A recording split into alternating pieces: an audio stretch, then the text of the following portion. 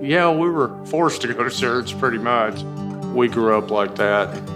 Since I was a kid, every time I go to attend to any certain church, that was really strict for me. A lot of the rules that came along with church just felt like these, who do I need to be in order to be loved? This is how you have to dress, this is how you have to behave. I can remember running around the pews in our old Baptist church in Chicago, and my dad was leading worship and stuff like that. So it's always been a part of my life, even sometimes if it was at a distance.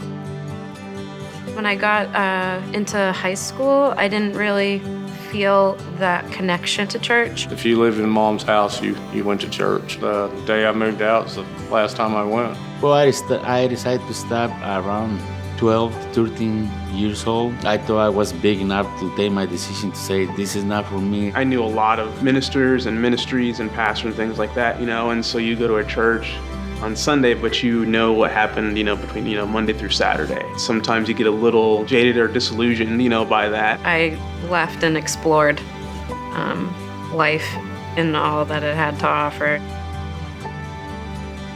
How I was, I didn't feel I belonged in a church. I've pretty much done any kind of drug that you can do. It was always like I still had this anxiety and depression inside, so the things that I turned to were alcohol and marijuana. I was searching, really looking for something else, trying to find a meaning in something on my life which never find it. My brother for sure was the front door for me because I had such a close relationship with him growing up. My daughter Stormy started going to church continuously when she was probably 14. I'm a plumber in there, and I get to the house and I start laying out the blueprints, and I start thinking there, like, what these people doing? Like, we can do miracles? Like, come on, this is stupid. There was a guy staying beside there, and I was like, oh, say, who are you?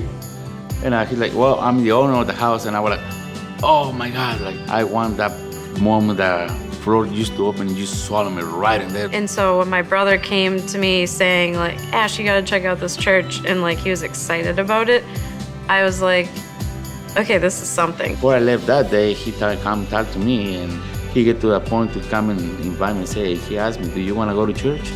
It took us about 3 years before we finally said, yeah, we'll come in with you and get saved.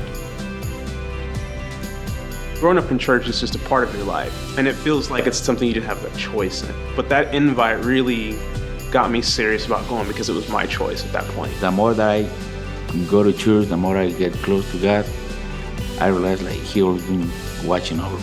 I think being in community with the church, it's really, really one of the most beautiful gifts that God has for us. This is the only time in my life that I really believe that I have brothers and sisters and true friends.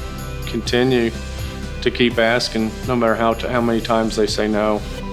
Don't ever give up. I don't know where I'd be right now if Stormy had given up on me.